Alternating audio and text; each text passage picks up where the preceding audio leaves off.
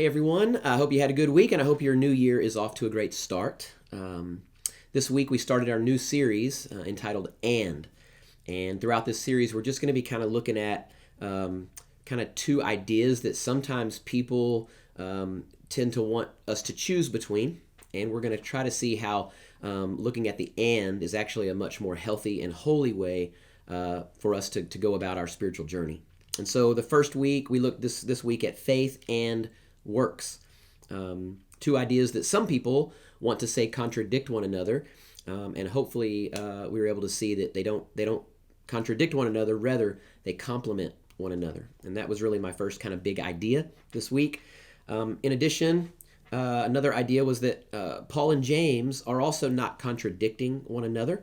They're actually writing to different churches who needed to hear a different emphasis on the spiritual journey.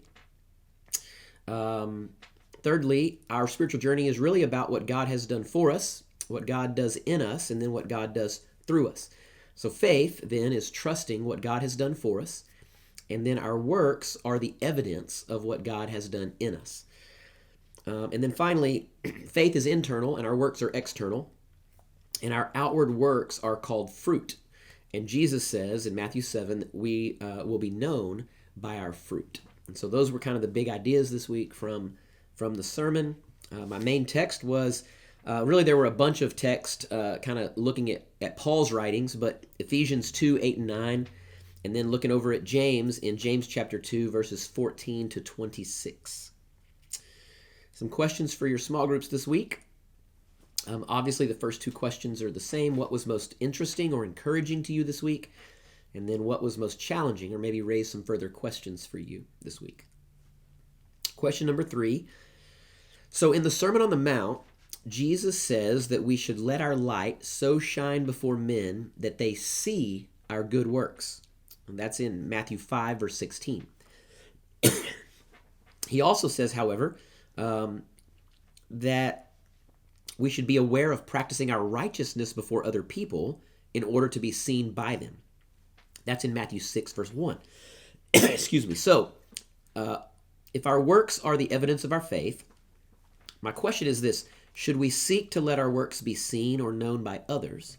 And if so, when is it okay to let our righteousness or our works be seen, and when is it not okay? Just kind of an interesting sort of tension there that I want you to think about and discuss. Question number 4. In James chapter 2, at the end of verse 22, James says that Abraham's faith was, quote, completed by his works. So how or in what ways do our works help to complete our faith? And then finally, question 5, in Matthew 7, verses 17 to 20, Jesus says that a good tree bears good fruit, and a bad tree bears bad fruit, and that we can recognize people by their fruit. And of course, I think this is absolutely true. However, my question is there such a thing as fake fruit?